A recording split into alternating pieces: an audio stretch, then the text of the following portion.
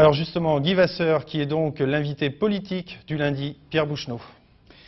Guy Vasseur, bonsoir. Alors, donc, Serge Vincent mène la liste UMP globale et celle départementale du Cher. François Jolivet, celle de l'Indre. Hervé Novelli, finalement, celle d'Indre-et-Loire. Charles-Éric Leménian, celle du Loiret. Daniel Guéret, celle d'Eure-et-Loire. Et donc, vous, Guy Vasseur, celle du Loir-et-Cher. Or, Guy Vasseur, vous n'êtes pas une femme, personne n'est parfait, me répondrez-vous. Le problème, c'est qu'aucun de vos camarades tête de liste n'est une femme. Pourquoi avoir décidé de laisser les femmes en arrière-plan, en numéro 2 ? Oh ben, je crois qu'être numéro 2, c'est pas un arrière-plan. Nous faisons des duos dans chaque département et comme la loi nous y oblige, et c'est tant mieux d'ailleurs, sur les listes, il y aura partout donc un homme, une femme, un homme. Et puis finalement, c'est au niveau des électeurs que le partage se fera au final, puisque on peut très bien avoir une assemblée qui ait plus de femmes que d'hommes. Ou alors peut-être avez-vous anticipé une négociation éventuelle d'entre deux tours avec une liste menée par une femme, par exemple la liste UDF, et qui pourrait donc peut-être mener une liste d'unité UDF-UMP, non ? Au second tour. Non, je ne crois pas que ce soit la motivation qui nous ait amené donc à positionner sur l'ensemble des 6 départements des hommes. C'est parce que les engagements des uns et des autres ont fait que Serge Vincent dans le Cher et puis mes collègues sur les autres départements, engagements importants qui sont des engagements à la fois en tant que parlementaire, des engagements en tant que conseiller régional sortant, des engagements aussi dans des municipalités. C'est ce qui fait que nous aboutissons aujourd'hui donc à cette présentation de liste. Et puis entre les deux tours, ouais. Pour préparer le second tour, toute chose nouvelle.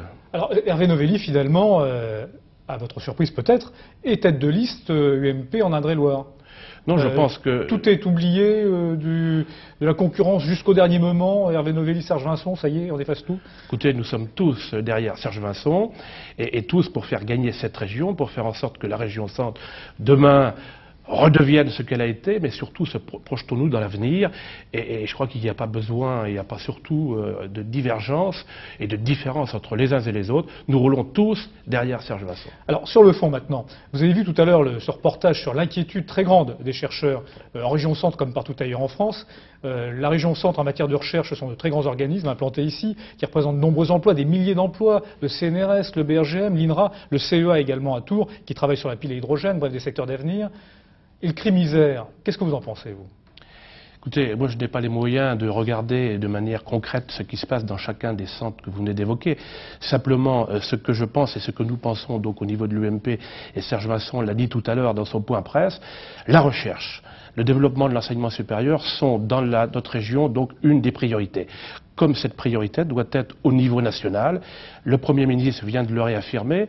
J'ai écouté hier, mais pas aujourd'hui, j'ai écouté Madame le ministre de la Recherche qui a apporté un certain nombre d'éléments d'apaisement pour faire en sorte que les chercheurs travaillent de manière plus sereine. Je partage, ou pour partager une partie de leur inquiétude, dès l'instant où les conditions budgétaires de notre pays font qu'il y a un certain nombre de restrictions, mais les déclarations et du Premier ministre et du ministre de la Recherche me prouvent ou me font espérer que dans les jours qui viennent, les problèmes vont être évacués, et c'est tant mieux pour l'avenir de la recherche. Guy Vasseur, vous parlez des restrictions budgétaires, mais ces restrictions budgétaires, elles ne sont pas une punition divine, c'est aussi un choix politique. Jacques Chirac s'était d'ailleurs engagé à baisser les impôts, il l'a fait.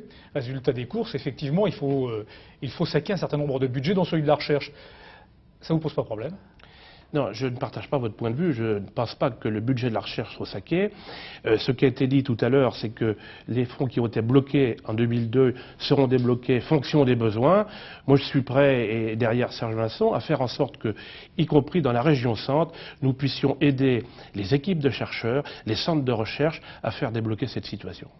Alors dans quoi allez-vous tailler, vous, si vous, demain, vous récupérez la présidence, dans quel budget allez-vous tailler si vous récupérez la présidence du Conseil régional demain ? Écoutez, je crois qu'il parce que vous avez promis tout à l'heure que vous maintiendriez la fiscalité à son niveau actuel, ce qu'a d'ailleurs fait la gauche, dont c'était également la promesse en 98. Donc maintien de la fiscalité, vous ne l'augmentez pas et vous voulez être volontariste. Avec quels moyens ? Qu'est-ce que vous coupez ? Mais je ne pense pas qu'il faille parler par rapport à telle ou telle restriction ou couper tel ou tel budget. Ce que nous souhaitons donc au niveau de l'UMP et derrière Serge Vincent, c'est de nous positionner donc sur l'investissement. Cette région a vu depuis 6 ans le ratio entre investissement et fonctionnement donc s'inverser. Avant, la région centre investissait beaucoup. En l'espace de 6 ans, c'est le fonctionnement qui l'emporte. Nous voulons, effectivement, nous projeter dans l'avenir pour faire en sorte que nous soyons bien sur l'investissement. Alors, des coupes ou pas de coupes, je ne sais rien. Aujourd'hui, au point où nous en sommes, nous savons que nous pouvons diminuer le fonctionnement pour permettre cet investissement, et c'est bien l'investissement qui prépare l'avenir. Alors, quels axes stratégiques portera cet investissement? Alors, la région va hériter dans quelques jours, dans quelques semaines, des compétences économiques dans le cadre de la décentralisation numéro 2, et je crois que c'est la priorité importante et la première priorité, donc l'emploi. L'emploi et le développement économique. La deuxième de nos priorités, c'est l'équilibre sur l'ensemble du territoire, et faisons en sorte que cette région centre, à la fois le milieu rural, les agglomérations, les villes moyennes, soient en harmonie et qu'il y ait donc une véritable dynamique entre les uns et les autres. Guy Vasseur, je vous remercie. Prochain invité sur ce plateau, Michel Sapin, jeudi soir.